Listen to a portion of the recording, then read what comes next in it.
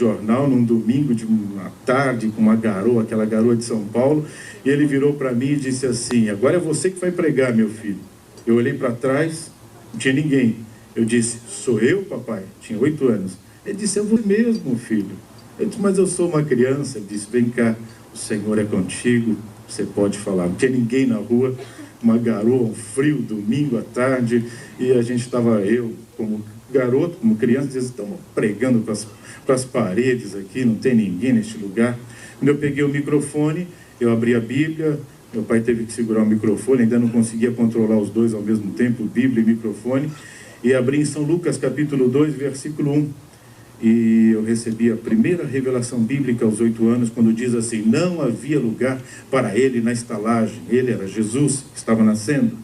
E aí eu comecei a pregar, e nisso vinha subindo um senhor, uma marmita debaixo do braço, voltando talvez da hora extra de domingo, do trabalho, e viu um menino de 8 anos pregando, e falou: o que essa criança está aí, nessa garoa, né, falando, e parou do lado de lá da rua e ficou me ouvindo. Eu disse: sabe por que não tinha lugar para Jesus nascer na estalagem? Porque ele não veio para nascer e nem morar em estalagem, ele veio para nascer e morar no seu coração, na sua vida, no seu lar, na sua família. Isso, uma criança de 8 anos. Não era eu, já era uma revelação do Espírito Santo que a gente estava tendo ali. E aí meu pai disse assim, pôs a mão no meu ombro e disse: faz o apelo, filho.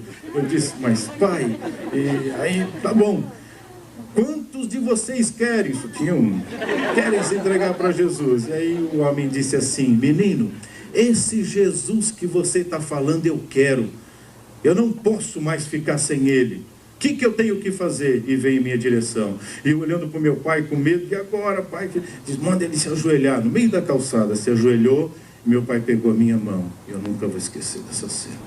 Toca a minha alma. Pegou a minha mão e colocou sobre a cabeça dele. E eu não conseguia nem orar. Comecei a chorar, uma criança. E aí quando veio as palavras, disse: Jesus, abençoa este homem e dá uma paz que ele nunca sentiu na sua alma. Foi isso que eu disse. Ele começou a chorar também, ficou em pé e disse assim: você pode agora falar desse mesmo Jesus, menino, para minha esposa e para os meus filhos? E nós fomos para lá, a esposa se converteu, os filhos também, e hoje é uma grande igreja. Começou na casa dele, naquele bairro, chama Jardim Estela, em Santo André, uma grande igreja. Então a gente começou assim. E aí tínhamos um monte de sonhos, Deus foi abençoando os sonhos. Quando eu tinha 15 anos, eu trabalhava numa empresa alemã chamada Hermann Jackson, que fazia modelos de fundição. E Deus, pelo seu grande amor, sempre foi comigo, e eu só tenho que agradecê-lo. A glória toda dele, eu transfiro toda para ele, porque ele merece toda essa glória. E ele abençoava em tudo que eu punha a mão. Eu comecei a trabalhar com a pintura, aprendiz de modelador de pintura, e aí os modelos, todo mundo dizia: olha, está muito melhor agora que você está trabalhando. Eu era um garoto de 15 anos, mas Deus abençoava. E aí tinha problema nas máquinas, disse: ó, põe esse menino aí, porque tudo que ele põe a mão dá certo, e põe ele para consertar as máquinas. Bom, para vocês terem ideia, as máquinas, enquanto eu era o responsável em consertar a máquina, elas não quebravam mais, para vocês terem ideia. E Deus foi sempre nos abençoando. E um dia eu estava nessa empresa, já há quase um ano, meu pai disse assim: olha, Deus falou comigo, é nessa família que eu vivi, e no meio desta família que eu cresci. Deus falou comigo. E tem muita gente que não acredita que Deus fala, mas Ele fala, por isso que você está aqui nessa noite, senão você nem viria aqui. E aí ele disse: e você vai trabalhar numa outra empresa, e nessa outra empresa você vai ter uma grande oportunidade, e lá vai ser a porta que Deus tem aberto para você. Eu disse: mas pai, está tão bom aqui, já estão me promovendo, eu já estava começando a aprender um curso de desenho. Ele disse: terminou teu tempo, vai lá e diz para o dono da empresa. E eu cheguei e disse: olha, muito obrigado, foi uma maravilha trabalhar com o senhor, mas meu pai disse que tem um outro lugar para mim. Ele disse: eu quero falar com teu pai, porque eu estou investindo em você. Eu disse: olha, não adianta, o meu pai, quando o nosso Deus fala com ele, não tem quem faça ele mudar. Ele disse: então vou fazer o quê? E saí. No outro dia de manhã, meu pai tinha uma Kombi, ele era chamado de o homem da Kombi vermelha, era uma Kombi vermelha, e aí colocou eu na Kombi, E fomos lá para Diadema. Quem conhece Diadema, tem muitas empresas lá. E quando paramos em frente, eu posso citar o nome da empresa, porque trabalhei muitos anos lá. Lá foi a porta que Deus abriu. Quando eu cheguei em frente à empresa Prensa Schuller, meu pai parou a Kombi e disse assim: é nesta empresa que você vai trabalhar, porque Deus me falou. Olhei a placa, disse: tinha vagas, uma placa enorme, mais alto que esse teto, que escrito bem grande assim: não há vagas. Um adolescente, 15 anos para 16, fui com a cabeça abaixo em direção. Meu pai só disse assim: eu vou ficar aqui orando, você vai lá e diz para o homem que você vai trabalhar aqui nessa empresa. Aí bati lá na portaria, o guarda veio me atender e disse: olha, meu pai falou que tem um trabalho para mim aqui nessa empresa. Ele disse: avisa o teu pai que ele deve estar com algum problema com óculos, porque olha a placa lá, não tem vaga aqui nesse lugar. Eu disse: tá bom, o senhor me desculpa. Voltei para a Kombi e disse: pai, não tem vaga nenhuma nesse lugar. Talvez seja outro lugar que Deus falou, porque aqui não tem vaga. Ele disse: vem cá, meu filho. Sentei do lado dele na Kombi, ele encostou a porta, pegou a minha cabeça e pôs a minha cabeça no ombro dele, no peito, perdão. E disse assim: Jesus, tu falaste comigo e me mostrou que é este lugar que tu tem para o meu filho. Então, mais uma vez, para a tua glória, prova o teu amor, Pai. Disse assim: volta lá, filho. Se coloca no lugar do adolescente de novo. Vai com a cabeça baixa, dizendo: meu pai realmente está, enfim, está ficando velho, alguma coisa. Quando antes de chegar, o guarda já dirigiu a mim e disse assim: olha, é o seguinte, menino, talvez o teu pai saiba de alguma coisa que eu não sabia, e eu liguei lá em cima e disseram que é para você subir. Eu disse: ah, meu Deus. Tem alguém aqui que ainda não acredita que oração funciona? Se a oração for dirigida a um Deus que é vivo, que ressuscitou ao terceiro dia, que mandou o seu Espírito para estar conosco, então passe a acreditar, porque Ele ouve, Ele tem prazer em ouvir os que são seus. E aí subi lá, preenchi a ficha, me colocaram na sala do gerente da contabilidade. Ele também me permite citar o nome dele, ele é um cristão, eu não sabia, só fiquei sabendo depois. O senhor Walter Matulati, é um catarino aqui, encontrei ele em Blumenau tantos anos depois, isso aconteceu em 69, tantos anos depois, encontrei ele aqui em Blumenau, foi uma alegria. Contando esse testemunho, ele levantou a mão e disse assim: sou eu, Walter Matulati, eu que estava lá, Deus usou ele. Aí eu sentei e fiquei esperando. Daqui a pouco chegou ele, e no lugar onde dizia religião, eu escrevi assim: evangélico. E embaixo eu escrevi assim: amo a Jesus Cristo. Bem assim. Aí ele pegou, não deu tempo dele ver a ficha, era muita informação, ele só leu aquele quadrinho. E levantou os olhos e disse assim para mim: me diz uma coisa, você realmente ama Jesus Cristo? E eu disse assim para ele: se eu não amasse a Cristo, eu não estaria aqui hoje, porque foi Ele que me mandou. Ele disse assim: tem alguém te esperando? Eu disse: meu pai. Vai lá e avisa ele para ele ir embora, porque você vai ficar trabalhando hoje aqui. E foram 9 anos quase, 8 anos trabalhando lá, onde Deus abriu portas. E um ano depois, até o alemão, que eu já não falava há algum tempo, em questão de 3, 4 meses, o idioma é como se ele tivesse aflorado. Eu tinha falado muito pequeno com meu avô, quando eu ainda tinha 3, 4 aninhos, 4, assim.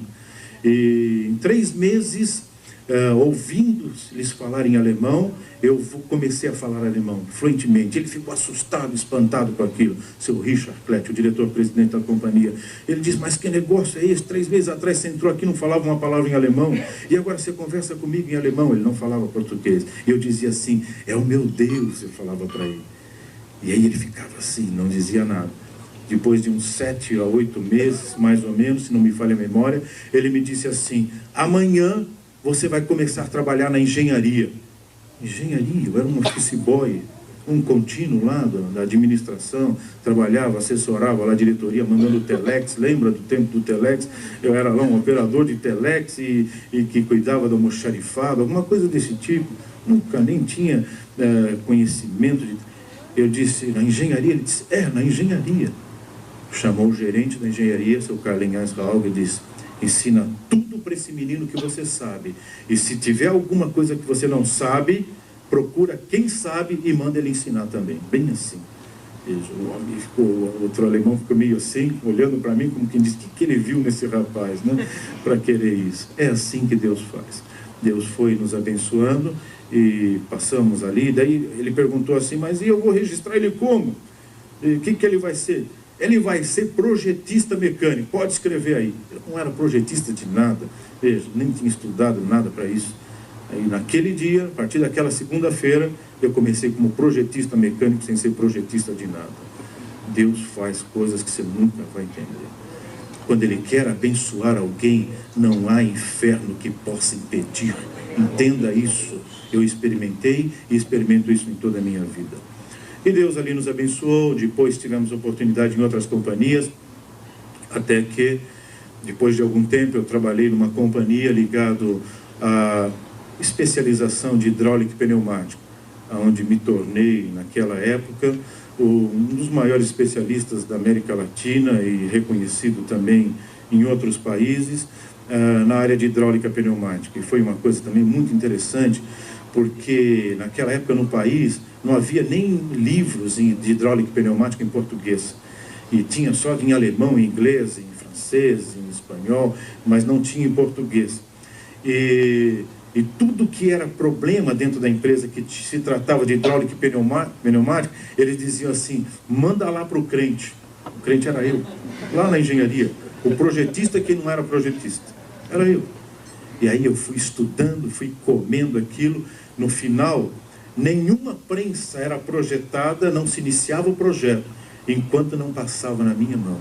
Diz, primeiro tem que passar lá na mão do Daniel, ele tem que refazer todos os cálculos que vinham da Alemanha. Eu refazia uma parte dos cálculos e modificava, porque eu consegui baratear o custo da fabricação dos equipamentos, usando um outro sistema, um pouco mais agressivo do que a Alemanha usava, que era muito conservadora. E com isso a empresa começou a vender mais equipamentos, enfim, e Deus nos abençoou muito. Tivemos oportunidade para uma outra companhia, saímos para uma outra empresa que trabalhava exclusivamente com hidráulica e pneumática, atendia trens de pouso, para naves espaciais, fornecia válvulas especiais para naves, enfim, para a NASA, inclusive. E como era uma área que eu gostava muito e tinha me especializado, começamos a trabalhar e eu assumi logo depois a gerência responsável pela engenharia simultânea e todos os novos lançamentos, os novos projetos. A gente participava a nível de reunião com todos os gerentes de engenharia mundial. E trabalhamos durante algum tempo como responsável geral por todos os novos projetos, e Deus ali nos abençoou muito. Eu vi muito a mão de Deus. Eu era chamado nos Estados Unidos de Gott Researcher, era o pesquisador de Deus, porque tudo eu falava assim, Deus vai me ajudar, eu dizia. Em tudo eu falava. Então eles diziam, um dia se Deus vai esquecer de você e você vai ter que fazer as coisas sozinho. Eu disse assim, Deus nunca se esquece de nós. O que Ele formou, Ele tem prazer em cuidar. Ele não te formou no ventre da sua mãe para deixar você morrer num deserto, sem ninguém para poder te acalentar. Não, se não tiver ninguém, Deus está ao seu lado para te acalentar. Ele nunca nos deixa. Esse é um grande segredo que poucas pessoas se conscientizaram disso. E Deus ali nos abençoou até que houve um acidente, vocês se lembram, em 78, 28 de janeiro de 78, de 86, que houve a explosão da Challenge. E nós, como responsável, nós fornecíamos as válvulas para o comando dos sistemas principais de lubrificação e também de controle de combustíveis. E eu era o responsável técnico da empresa, e se fosse descoberto que o problema tinha sido do nosso produto, eu seria acionado, eu seria processado e poderia até ser preso, porque fornecemos um produto que causou 6 mortes, fulminante. Enfim, e aí fomos convocados rapidamente para lá e ficamos lá 42 dias internados. Ninguém saía, ninguém entrava mais dos que foram chamados, especialistas de vários lugares do mundo, e estava lá um brasileiro, um Gotterization, um pesquisador de Deus. Puseram no meu laboratório, eu tinha um laboratório ali na NASA, puseram no meu laboratório uma plaquinha escrita assim, Gotterization, pesquisador de Deus. No segundo dia que eu estava na casa, o diretor maior da casa, que está lá até hoje, um ateu, confesso, dizia ser ateu, não acredito, eu sou um físico nuclear e para mim não existe Deus, existe o que eu posso ver, o que eu posso tocar e o que eu posso criar, assim ele dizia. E no segundo dia ele disse assim para mim, encontrou comigo no corredor e falou assim, me diz uma coisa, você sempre diz que vai falar com teu Deus, que ele tem soluções, por que você não vai falar com ele? Quem sabe ele te ouve e até te dá uma solução para esse problema, não havia mais solução. Deixa eu só explicar rapidamente, isso eu posso explicar, existem algumas coisas que eu não posso falar, mas o que eu vou dizer é o que eu posso falar. Havia sido feita uma alteração de velocidade de empuxo nas turbinas. Nas naves anteriores a essa da explosão, a velocidade de empuxo chegava no máximo a 32, muito 28 mil quilômetros por hora. Porém, com esta velocidade de empuxo, o número de entradas e reentradas na estratosfera, desculpa, não tem outros termos, esses são os termos mais simples tecnicamente, entradas e reentradas é que seria necessário calcular o tempo exato de saída da estratosfera, senão fulmina a nave espacial, é a mesma coisa que acontece com o meteoro, quando vai entrar na estratosfera, às vezes ele tem um tamanho 100 vezes maior, a estratosfera fulmina ele vira pequenos cascalhos. É mais ou menos o que iria acontecer com a nave, e tanto na saída como na reentrada. E nós fizemos alguns cálculos, se aumentasse as velocidades de empuxo das 2 ou 3 turbinas, talvez acima de 55 mil quilômetros por hora de velocidade, poderia ter não mais uma saída e uma reentrada por semana, mas 6 saídas e 6 reentradas por dia. Isso quer dizer que facilitaria muito as viagens nessas condições. Então foi isso que aconteceu. Faltou um detalhe importante de um dos lubrificantes que travava o sistema, que garantia o movimento da válvula principal de comando. E quando se aumentou a velocidade, houve uma mudança na energia cinética e na energia dinâmica de todo o sistema, que foi um pequeno detalhe que não se levaram em consideração, e ela travou a válvula do comando aberta e uniu os dois combustíveis, o sólido e o gasoso, e ele explodiu. Eles não conseguiram acionar porque houve uma quebra do grão do lubrificante e a válvula travou. O mesmo que ocorria, em vez de quando você ouvia nas notícias, travou o trem de pouso e não desceu o trem de pouso, nem o sistema de emergência, e teve que descer de barriga o avião. Lembra? Antes de 86, era comum, em vez de quando você ouvia isso, somente nos aviões pequenos. Depois de 86, você nunca mais ouviu isso. Por quê? Eu vou te dizer. E aí, o que aconteceu? Estávamos lá já quase 42 dias, e vai para o laboratório e testa e faz testes e nada, não havia solução para a modificação desse sistema. Quando foi já quase com 42 dias que estávamos lá, eu encontrei novamente esse ateu. Antigamente eu citava o nome dele, eu não posso mais, e ele disse assim para mim, não porque ele não permite, é que o sistema de segurança é que não permite. E o que aconteceu? Ele pegou e me disse assim no corredor, e aí, cadê o teu Deus? Será que ele não foi viajar? Quem sabe ele está passeando, não pode te ouvir? E zombou de mim ali, zombou de Deus. Naquela hora, eu vou dizer para vocês o que eu senti. Os meus dedos dentro do sapato, eles começaram a aquecer, esquentar. E eu ouvindo ele, eu olhava para o meu pé como querendo ver os meus dedos, porque eu não sentia mais eles dentro do sapato. Eles foram esquentando, foram aquecendo, e aquele calor foi subindo na minha perna, como se quisessem me queimar todo o meu corpo. E aí eu perdi o controle da boca, da língua, e eu disse assim para ele: hoje ainda você vai glorificar o meu Deus, porque ele vai me dar a solução. Ele disse assim para mim: se o teu Deus fizer isso, é sinal que ele fala com você, então é sinal que ele é vivo. Eu sou o primeiro a glorificar então o teu Deus, porque então ele merece. Ele disse. Ninguém tinha solução. Tinha aproximadamente na casa de todas as áreas, de vários lugares do país, do mundo, desculpa, mais de 380 experts em diferentes áreas. E não havia solução. Eu voltei para o laboratório, eu disse: meu Deus, o que eu falei para esse homem? Eu não tenho solução nenhuma. E agora, Pai? O Espírito Santo me acalmou, eu senti uma paz, essa mesma que o irmão Rangel disse, que aquele empresário lá na Índia sentiu. Eu senti uma paz, uma calma que entrou na minha alma. Voltei para o meu quarto, que era do lado do laboratório, ajoelhei e comecei a orar. Disse: Deus, eu não tenho outro lugar para buscar solução a não ser em Ti, porque eu não tenho essa solução. Se não vier do céu, eu não tenho outro lugar.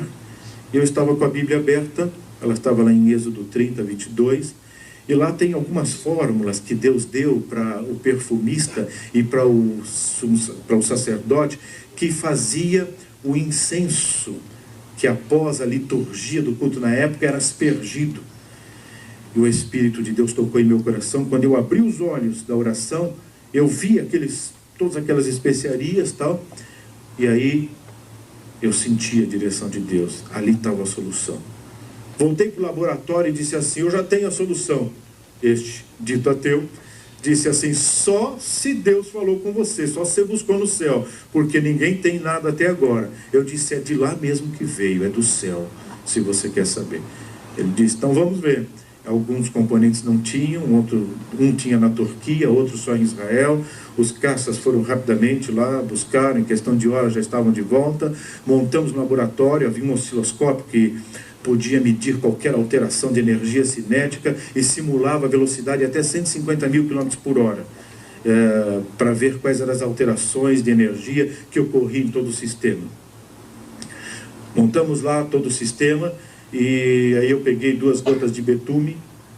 Sabem o que é betume? É o óleo grosso, petróleo bruto antes de ser tratado. Peguei 2 gotas, coloquei, eles ficaram todo mundo olhando para mim: o que você vai fazer? Eu falei assim: fique em paz.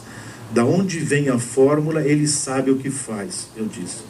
Eu estava em paz, eu lhes confesso. Não sabia, veja, como homem, se aquilo ia dar certo. Mas como servo de Deus, eu tinha convicção que o que Deus faz, Ele não brinca com seus filhos. Tinha convicção. E aí montamos e começou a testar. Chegou a 38 mil. Este homem, dito ateu, já andava de um lado para outro.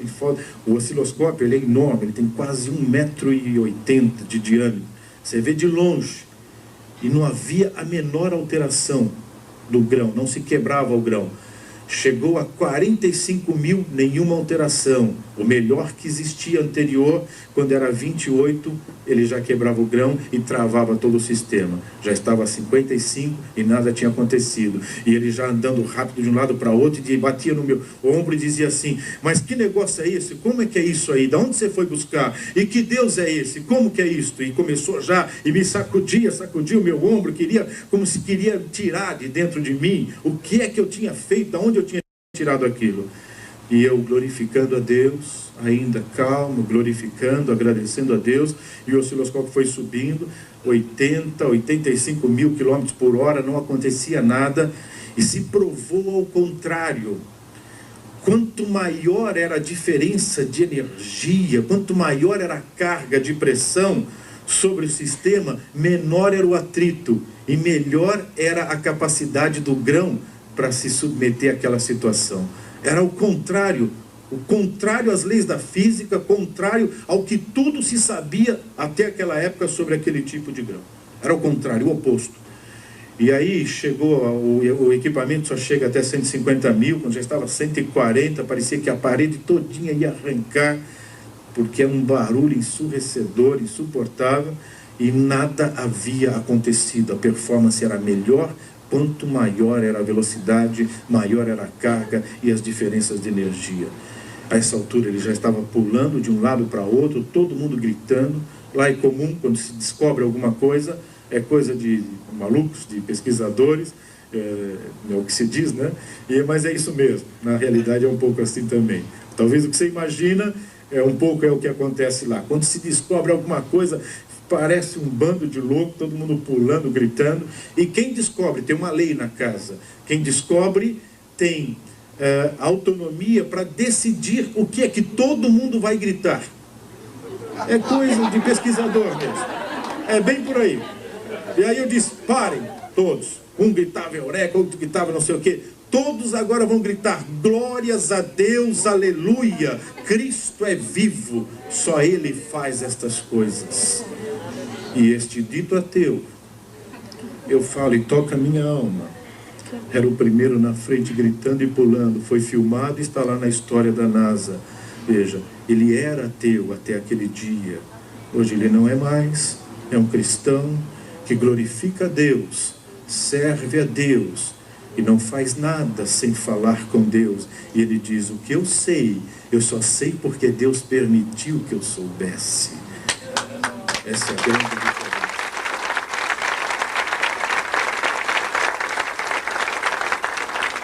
Transfiro todas essas palmas para o meu Jesus. Ele merece todas elas. E aí, assim foi. Essa foi uma experiência na casa. Depois tivemos oportunidade para trabalhar ainda nesta companhia. Ele era ligado ao armamento bélico e, contrário à minha vontade, eu fui trabalhar com armamento bélico. E como a gente sempre foi muito agressivo em pesquisa, em buscar novas coisas, eu soube que no ramo bélico havia um grande problema para as metralhadoras dos caças. Uma metralhadora no caça, a melhor metralhadora que havia na época, se travasse um cartucho ou não se deflagrasse, ele tinha capacidade só para tirar um ou no máximo 2 cartuchos não deflagrados. Então ele podia às vezes imobilizar ou perder por completo uma metralhadora debaixo da asa se 1 ou 2 cartuchos tivesse esse problema. E era muito comum por causa da diferença de temperatura, dependendo da altura de voo do caça ou a região onde ele estava. Então era um problema gravíssimo aí a nível de armamento bélico. E eu fui trabalhando, pegando algumas metralhadoras antigas, uma metralhadora inglesa que havia desenvolvido nesta empresa onde eu trabalhava, e acabamos fazendo uma das metralhadoras reconhecida pelo sistema todinho de segurança, reconhecido como a metralhadora mais mortal do mundo. Era calibre 52, ela dava 950 tiros por minuto. E ela não existia a possibilidade de travamento, porque foi criado um sistema anti-travamento de altíssima pressão, com liga de carbono muito leve, para não pesar muito no aparelho, que nós conseguimos colocar dentro desse tanque, um pequeno tanque, só que é debaixo da asa, 8.450 bar de pressão. Desculpem quem não é da área, não tem outro termo, é kgf por centímetro quadrado, mas é pressão, a sua mente não consegue imaginar, a verdade é essa, é muita pressão. Então, nem dentro do centro da bomba atômica não tem tanta pressão assim. No centro de uma bomba atômica, a pressão máxima de expansão de átomos que ela gera é em torno de mais ou menos 2.800 bar kgf por centímetro quadrado, e no centro e dentro de um tanque desse chegava a quase 8.000 bar. E então era indefinido, você podia, se cartuchos não deflagrasse, ela explodia os cartuchos para fora, e nunca a metralhadora, e a altíssima precisão, era com mira laser, um sistema controlado por uma centralina que nós desenvolvemos com uma equipe. E quando nós fomos fazer o primeiro teste, se fez um muro muito grande, uma parede muito grande, alta, de concreto e com várias linhas, vários riscos, e o armamento ele é medido pela precisão de tiro, não só pela capacidade de destruição, mas pela precisão de tiro. Nós ficamos na casa-mata, guardados, e pelo rádio dissemos para o caça descer, arremeter, e aí, quando ele desceu, ao contrário, quando ele desceu, ele acionou a metralhadora, a uma distância de 1.600 metros, um pouquinho mais do que 1,5 km. E aí, toda aquela poeira, não dava para ver direito o que tinha acontecido, demos rádio, disse, não desce novamente, nós vamos lá checar o que aconteceu. Saí correndo na frente de todos, eu estava muito curioso para ver o que tinha acontecido, e eu cheguei na frente dos oficiais, e quando eu cheguei no muro, e aquele pó estava cedendo, o muro tinha sido cortado, é concreto com ferro de 3/8. Ele tinha de 70 milímetros de espessura, 70 centímetros de espessura, ele tinha sido cortado como você corta uma faca, usando uma faca, um queijo. Com precisão, com erro de 2/10 a 1.600 metros. Nunca se tinha visto nada igual.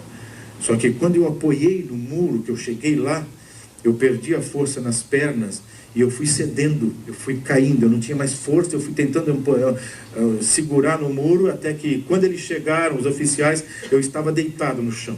Eu não tinha mais força nas pernas, eu via o que todo, eu ouvia e via todas as pessoas, ouvia o que eles falavam, mas eu não conseguia falar com ninguém. Sabia tudo que estava acontecendo ao meu redor, mas eu não tinha mais força nenhuma no corpo. Eu perdi completamente as forças. Vieram rápido, me captaram com o helicóptero, me levaram para o hospital da base e eu fiquei a noite toda, eu não consegui dormir e as pessoas falando comigo, os médicos falando comigo, eu não conseguia pronunciar palavra e via tudo que acontecia. Eu não movia um dedo sequer. E aquela noite, pasmem os senhores, Deus falou ao meu coração muito forte. Ele tocou no meu coração de uma forma muito forte. E uma das coisas que eu nunca vou esquecer, que ele me disse quando eu estava ainda no muro, como uma voz muito forte, disse, eu não te chamei para tirar vidas, eu te chamei para ganhar vidas. E eu entendi o que Deus estava querendo me falar. Mesmo sendo de um lar cristão, não era para aquilo que ele tinha me dado condições de estudar, de trabalhar, de ter as condições de conhecer empresas no mundo inteiro, não foi para isto. A função era outra. Uma delas, por que não dizer, falará Adoneb? Por que não dizer? Uma delas. E outras mais, como já preguei o Evangelho para Helmut Kohn 2 vezes, já falei de Jesus para o Jô Soares algumas vezes, enfim, tivemos oportunidade e outras mais para falar de Cristo por aquilo que Deus nos deu condição de aprendermos e de trilharmos de caminho e daquilo que acreditamos. E aí o general não entendeu naquela ocasião e eu sofri um pouco, alguns detalhes eu não posso mais falar, mas a gente passou um período muito difícil, durante quase 9 meses eu abandonei tudo, eu queimei todos os planos da metralhadora e me disseram, você está louco? No outro dia de manhã, para vocês terem ideia, a noite toda eu passei assim, ouvindo Deus falar ao meu coração. No outro dia de manhã eu estava normal, eu não tinha nada, eu saí do hospital andando, normal. Ninguém entendia, mas eu entendi o que tinha acontecido. Cheguei no escritório e disse, olha, terminou, eu queimei todos os planos da metralhadora, já tinham vendido milhares de unidades, principalmente por Oriente Médio, já tinham comprado muitas unidades, e já iam colocar isso em produção seriada, e eu queimei todos os planos, desenhos, tudo. Alguns dos cálculos do sistema, só eu tenho condição de fazer. Fui eu que desenvolvi, era uma variável de uma matemática com 8 variáveis, e que Deus me abençoou para me compreender aquilo, e eu consegui descobrir, eu rasguei tudo isso, queimei tudo, joguei tudo fora, e ninguém mais tem acesso. Enfim. E aí o general disse, se você está com algum problema, vai para casa, descansa, e depois nós vamos te buscar, e você vai fazer tudo de novo. E é muito dinheiro que você vai ganhar. Passou um tempo, foram me buscar, eu estava lá na unidade da fábrica, desceram com o helicóptero lá, pararam a fábrica, pararam as ruas todas, e os PAs me pegaram calmamente, entenda isso, me pegaram calmamente, puseram no helicóptero, tal pessoa quer falar com você. Me colocaram numa sala, pegaram um cheque com valor enorme, empurraram em minha direção e disse assim, isso é só o começo, já vendemos milhares de unidades, isso é uma comissão só para te motivar, é só o começo. O valor era alto, era um bocado de zeros. Eu peguei o cheque de volta e virei e empurrei assim para o oficial. E disse, o senhor não entendeu, Deus falou comigo e Ele não me chamou para isto. Eu sirvo a Deus, nem que eu tiver que procurar emprego, mas eu sou hoje um pesquisador desempregado. E eu vou depender de Deus a partir de hoje. O que Ele quiser para a minha vida é o que vai ser, eu disse. Ele disse, olha, vai descansar, porque você não vai conseguir emprego em lugar nenhum. Onde você pensar que você vai, nós já estamos lá. E foi durante um tempo muito difícil. Até que um dia, que já não tinha mais dinheiro para comprar comida, eu andava procurando emprego a pé, tirei um monte de coisa do meu currículo para as pessoas olhar, você vai querer ganhar muito. Aí foi tirando, até que eu já estava aceitando desenhista mecânico de manutenção. É isso mesmo. Eu falava já 3 idiomas, 4 fluente, enfim, e mesmo assim não tinha emprego, estavam todas as portas fechadas. Deus estava me ensinando aquela lição, aprender a depender dEle e não depender da nossa sabedoria, não depender do nosso conhecimento, não depender da nossa capacidade, do seu MBA, do seu mestrado, do seu pós-graduado, nada disso. Depender de Deus. E escutem, senhores e senhoras, não tem pessoa melhor para a gente depender do que Deus. Ele nunca falha, nunca. E Ele vem na hora certa. Então, entenda isso. Eu estou falando isso com muita convicção da minha alma. Eu não jogo tempo fora. Eu não viria de Timbó aqui para jogar meu tempo fora, se eu não acreditasse nisso que eu estou falando. Eu acredito nisso. E aí, quando já quase 9 meses, aquela situação, eu andava a pé quilômetros procurando emprego. Estava saindo de manhã, minha esposa pegou a mamadeira, nós tínhamos criança pequena, e ela disse assim, essa é a última mamadeira, o último leite, não tem dinheiro para comprar mais. Eu disse, o Senhor proverá, eu disse para ela. Aí ela disse assim, que coisa boa uma mulher de fé. Ouça isso, mulheres. Mulher de fé ao lado de um homem é uma maravilha. Ela estendeu assim a mamadeira para o céu e disse assim, Jesus, eu creio que hoje termina a nossa luta, porque o Deus que eu sirvo cuidou de nós durante todo esse tempo, e eu sei que hoje te dará a vitória. Pôs a mão no meu ombro, ela se lembra bem, e disse assim, vai, o Senhor é contigo. A pé, não tinha dia nem para tirar xerox mais do currículo, minha tia que tirava para mim, o telefone não tinha mais, tinha vendido, enfim, falava assim, vamos lá. E aí andei, achei uma rua lá que eu nunca tinha entrado. Eu não entrei nessa rua aqui, parei numa empresa lá. Escutem, senhores, tudo que eu falo, eu tenho prova, posso citar o nome das empresas e as pessoas lá na empresa vão confirmar tudo isso, por isso que eu falo com muita convicção. Bati lá na porta e, olha, eu sou nome e tal e estou procurando emprego. O senhor que é o Daniel Alves? Sim, sou eu. Mas estão te esperando. Aí eu disse, deve ter algum problema, eu deixo ele me levar lá para dentro. Lá dentro eu explico, já estou lá dentro mesmo. Eu disse, lá eu explico. Não, a secretária do diretor-presidente já está te esperando e o diretor, e sabia que o senhor ia vir e está todo mundo te esperando, tá bom. Veio de secretário do diretor, nem sabia se eu falava alemão ou não, já veio falando alemão no corredor, e tal, que bom que o senhor veio, ele já está lhe esperando, até agora eu não sabia quem era, eu só sei que era o diretor-presidente da companhia, me pôs numa sala muito grande lá, sentamos na sala, e ele disse assim, se apresentou, e aí eu disse, agora eu vou ter que explicar para este homem o que aconteceu, e que eu não sou quem ele está esperando, deve ser algum outro Daniel Alfa, porque... Aí eu disse, olha, eu quero lhe explicar uma coisa, senhor. Eu nunca mandei currículo para a sua empresa, e eu não sei do que se trata, não sei o que está acontecendo, mas eu acho que eu não sou a pessoa que vocês esperavam, mas eu aproveitei a oportunidade para dizer para o senhor que eu estou procurando serviço. Ele falou, abriu a gaveta, tirou o meu currículo, mas esse currículo não é seu? Eu disse, sim, é meu currículo. Mas não fui eu quem mandei. Ele disse, não, esse currículo não está aqui há 9 meses. Fazia 9 meses quase que eu estava desempregado. Há 9 meses, uma pessoa que é da sua igreja, você entregou para ele, ele veio e trouxe para mim aqui. Mas há 9 meses atrás eu não tinha colocação para o senhor. Eu disse, eu vou guardar, porque eu gostei desse currículo, e quando eu precisar eu vou chamar ele. Falou, e foi essa semana que nós precisamos. E eu mandei ele lhe avisar, mas naquele domingo eu não fui na igreja. Veja, Eu não fui, porque Deus queria me mostrar isso, que Ele cuida. Ele estava querendo me mostrar, valeu a pena, meu filho, depender de mim. Para de depender de você e começa a depender de mim. Era isso que Deus estava querendo me ensinar. E eu tinha que aprender. E eu fui exatamente na empresa, ninguém tinha me avisado, e como se Deus falasse, aqui meu filho, vai lá, é aqui o lugar que está lá. E nós estávamos esperando o Senhor, vamos fazer o seguinte, eu quero tanto o seu trabalho aqui na companhia, e pelo que já falaram, que o senhor tem condição de fazer, que nós vamos fazer o seguinte, eu vou pagar um salário já de mês adiantado para o senhor. Já viram isso? É isso mesmo. Esse é o Deus que eu sirvo, e que te ama, que te trouxe aqui nessa noite. Veja, não fui eu que fui lá falar para o homem que eu não tinha dinheiro nem para comprar leite para outro dia. Não fui eu.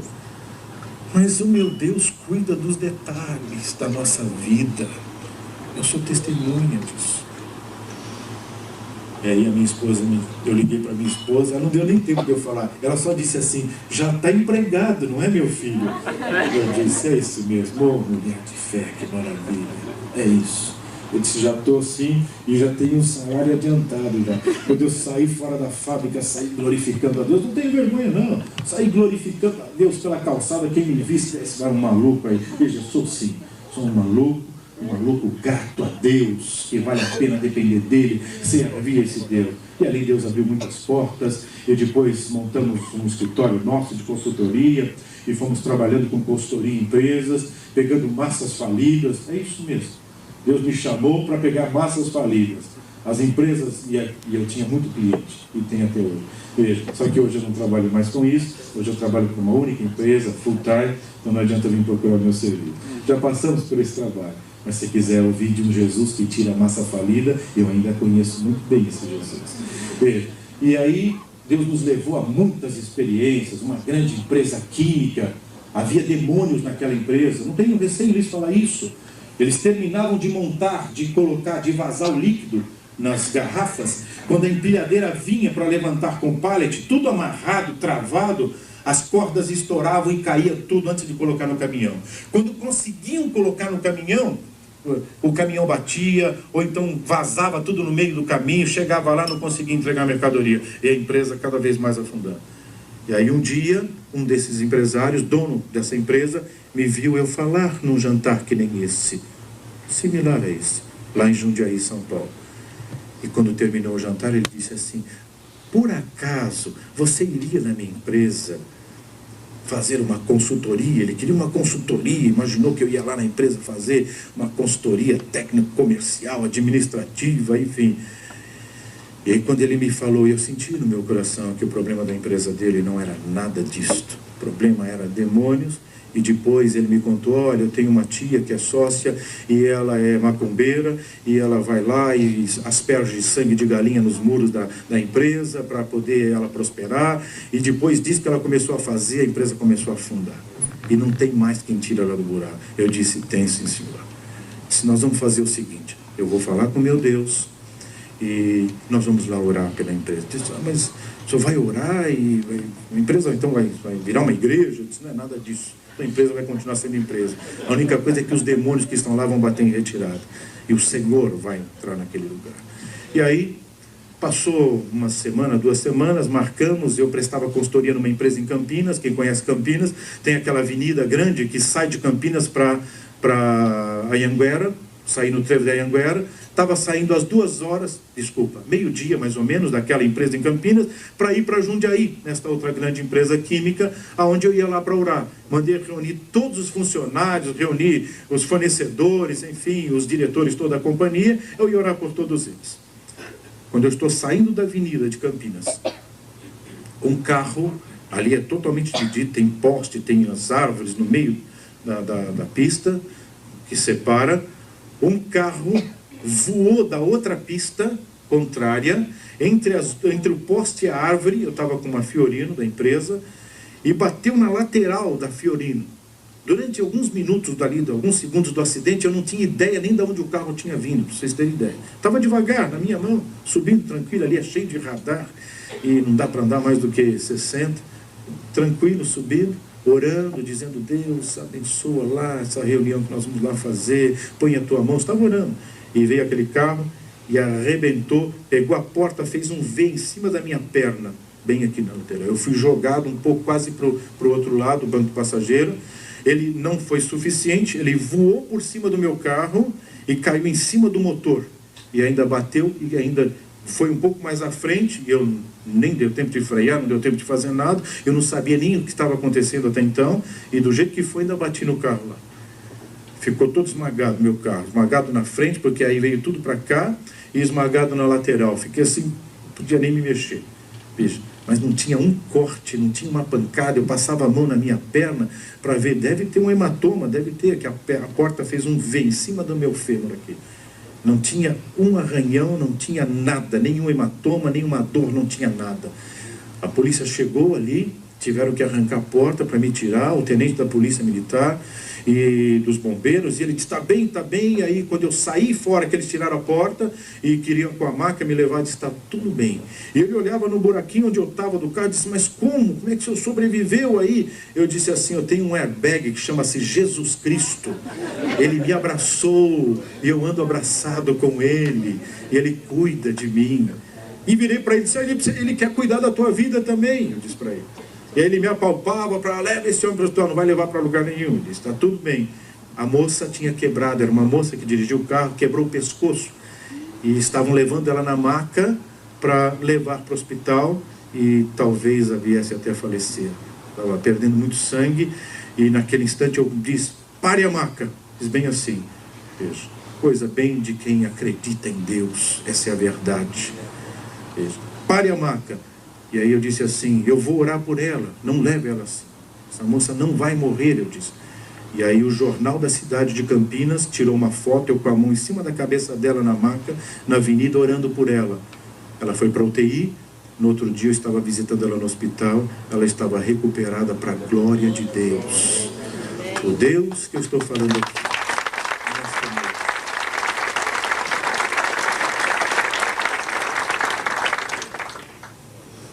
É esse Deus que nós viemos lhe falar, de um Deus que faz, de um Deus que acontece, mas quando nós permitimos. Poderíamos ainda contar muitas coisas. Voo 402 da TAM, eu era um dos passageiros, era um dos. Mas como é que você está aqui? Morreu todo mundo? Veja, é que de novo eu tenho um Jesus que eu ando abraçado com ele anda abraçado comigo, e é tão bom andar com ele, não importa que o inimigo queira. Tem pessoas preocupadas com inveja, com ciúmes, pessoas preocupadas que o casamento não vai dar certo, que a empresa não vai dar certo. É em nome de Jesus, muda a tua convicção. É que a tua convicção está no teu MBA, no teu carro, no teu conhecimento. Está na hora de ter convicção em Deus. Aí sim você vai descansar em paz. E vai ver que o teu casamento dá certo, o teu negócio dá certo, as tuas coisas dão certo. Com Deus, sem Ele, é sazonal, assim, altos e baixos. Um mês bem, outro não, é assim. Casamentos e vida financeira. É um gráfico assim. É igual uma senoidal. Quem sabe o que é senoide sabe o que eu estou dizendo. Voo 402 da TAM, só para encerrar. Eu representava um fabricante de máquinas a laser na América Latina. E eu ia dar treinamento, eu tinha vendido um equipamento desse para o Rio, eu ia dar treinamento para um grupo de 36 engenheiros que vinha de todas as unidades do Brasil desta empresa, para receber treinamento, para poder vender esse tipo de serviço nos outros estados do Brasil. E estava marcado, e nesse dia fatídico, eu estou indo lá para retirar a passagem no balcão da TAM, e dei o número. Quando eu estava entrando ainda no estacionamento, Deus tocou em meu coração que não era para mim entrar naquele avião. Eu disse, Deus, os engenheiros estão me esperando, como é que é isso? Como é que eu não vou? Aí a situação... Eu disse, Senhor, se não é para ir, então, eu vou ligar 6h45 da manhã no escritório central, lá em frente à praia do Ipanema. Veja, 6h45 da manhã é meio difícil achar alguém no escritório na praia do Ipanema. Apesar que tem carioca aqui, né, que gosta de trabalhar, veja, mas tem as suas exceções. E aí, o que aconteceu? Aconteceu o seguinte, isso é só uma brincadeira, uma descontração. Meu pai é carioca também, então, veja. E aí, Eu liguei, 6h45 da manhã, o gerente do escritório estava lá. Ainda bem, eu vim mais cedo para o escritório para não consegui te avisar ontem. Eu estou cancelando a tua passagem, você não vai vir. Mas por quê? Caiu um raio ontem aqui, lá é a Light, né? O sistema, e queimou o transformador. A Light já trouxe um, colocou no lugar, não funcionou. Já trouxeram um segundo e não tem previsão de quando vai fazer funcionar, que não estão conseguindo fazer funcionar. Então não adianta, sem energia elétrica você não consegue mover a máquina. Eu disse, tá bom, então quando for para ir de novo você me avisa. Voltei para o escritório, parei para tomar um café, nesse inteirinho o acidente aconteceu. Meu escritório era bem perto ali da Dr. Lino de Moraes, algumas ruas depois onde foi o acidente. Quando eu entrei na fábrica, era uma multinacional, a minha secretária, que tinha se afastado da igreja, dos caminhos do Senhor, e eu estava falando de Jesus para ela, mas ela sempre dizia, não tenho motivo, Jesus não me ama, às vezes eu tenho até dúvida que ele é vivo, que ele é real mesmo, parece uma coisa tão distante, e o Senhor é que fala aí com convicção, mas para mim é tão distante. Enfim, aí quando ela me viu, ela me tateava como se eu fosse um fantasma. Mas quem tirou o senhor lá do avião? E eu não entendia nada ainda. A assistente social estava já no estacionamento, retirando o carro e ia avisar minha esposa que eu tinha morrido. Veja, era exatamente esse quadro. O diretor-presidente ouviu a minha voz, veio correndo, me tateava como se eu fosse um fantasma. Mas como? O que é que você saiu do avião? Como? Quem te tirou? E que negócio é esse? Eu disse, gente, eu não sei o que está acontecendo. O que é? Aí me levaram na janela e dava para ver os destroços do avião lá ainda, saindo. Eu entendi tudo. Levantei as mãos para os céus e glorifiquei a Deus. E disse, eu te amo, Jesus, porque tu cuida dos que são seus. Esse é o grande segredo de quem serve a Deus. Esse é o grande segredo de quem entrega a sua vida a Deus, de quem se dispõe a viver com Ele. Eu costumo dizer que o que é seu, o mundo tira com facilidade, mas o que Deus te dá, o mundo tem que falar com Deus para te tirar. Essa é a grande diferença. Por isso que os teus negócios às vezes vão altos e baixos, porque você pensa que é seu. Por isso que o teu casamento não endireita, não vai, não acerta, porque você pensa que é seu. É minha mulher e eu faço o que eu quero, e meus filhos, nem nada disso. Não é seu, foi Deus quem deu. Na hora que você diz, não é meu, Senhor, é teu, aí para alguém fazer alguma coisa tem que falar com Ele. Essa é a diferença. Que Deus abençoe a todos. Foi uma alegria poder estar aqui compartilhando, né? Eu gostaria de, nesse instante, pedir que todos ficassem em pé e gostaria de compartilhar esse momento final. Tenho certeza que muitas pessoas que aqui vieram, né, talvez ouvindo esse testemunho, estão arrazoando entre si, dizendo, meu Deus, que coisa é esta? O Deus desse homem. Se você quer conhecer mais esse Deus, Ele também quer te conhecer mais. Ele também quer entrar na sua vida, no seu casamento, nos seus negócios, na sua vida particular, sentimental. Ele quer sarar as feridas. Ele quer curar a depressão. Eu tenho visto Deus fazer isso em trabalhos da Donete constantemente. Pessoas deprimidas. Hoje tem um batalhão de pessoas deprimidas. Para onde você vai? Esposas deprimidas, maridos deprimidos, enfim, filhos deprimidos. Que coisa tremenda! Eu vou lhe confessar, está aqui diante da minha esposa, eu não sei o que é depressão, não sei, se vocês me perguntarem, e como é que é esse negócio de depressão? Eu não sei lhe dizer isto, porque não dá tempo de entrar em depressão. Eu caio de joelhos e falo com o meu Jesus, Ele enche meu coração de alegria, de paz. O problema continua lá, não é que Ele foi embora não, está lá ainda, estou olhando para Ele, mas eu estou dizendo, Senhor, esse problema não é meu. Eu entreguei para ti, Senhor, eu vou descansar. Tem um monte de passagem na Bíblia que explica isso. Josafá, a cidade estava cercada, e aí ele foi falar com Deus, e Deus disse, Josafá, essa batalha não é sua, é minha. Eu vou pelejar por você. É exatamente isso. E aí sabe o que ele disse para Josafá, para provar se ele tinha acreditado mesmo? Vamos fazer o seguinte, Josafá, amanhã eu vou pelejar por vós. Vai dormir, como se ele estivesse falando, vai dormir, manda o povo todo dormir. Amanhã eu vou tratar desse assunto. Cidade cercada, todos os inimigos cercando a cidade, e Deus manda Josafá e o povo ir dormir. E que Deus é esse? É o Deus que é vivo, porque nenhum inimigo virá sobre os que são seus, se Ele não permitir. Então que vá descansar. Aqueles que são de Deus, vá descansar, deixa o mundo se turbar. Está na hora de você descansar. Descansar quer dizer viver em paz e voltar a viver, ter um casamento feliz e uma vida próspera com Deus. Eu gostaria de perguntar a alguém nesta noite que aqui veio nos deu a satisfação da sua presença, acreditou naquilo que nós falamos. Eu não viria aqui nessa noite se eu não acreditasse no que eu lhes falei, eu não viria. Eu tenho essa postura, eu sou de descendência alemã, gosto das coisas certas, corretas. Hoje eu trabalho numa empresa lá em Timbó, está lá para quem quiser ver, Deus tem feito maravilhas. Alguns meses atrás, todo mundo dizendo, não vai atingir a meta, estamos desesperados, vamos reduzir 35% dos funcionários. Eu chamei o diretor-presidente, o principal acionista, disse, não vamos mandar ninguém embora. Já pensou você falar isso para o acionista da companhia? Não vamos mandar ninguém embora. E se prepara que o senhor ainda vai contratar pessoas em pouco tempo e ainda vamos comprar equipamentos novos. Amém. Que Deus é esse? É o Deus que eu sirvo, é o Deus que te ama e que te trouxe aqui nesta noite. Passou 2 meses, não batia as metas não, as metas não vinham, dificuldade, e estava muito abaixo das metas. Lá para o 3º mês, quando ele me via no corredor, e daí? Como é que é? Como quem diz, e aí? E aquilo que você falou, vamos ter que mandar a gente embora. Disse, não vai mandar ninguém embora não, eu dizia. Veja, mas a coisa está ficando difícil. Eu disse, calma.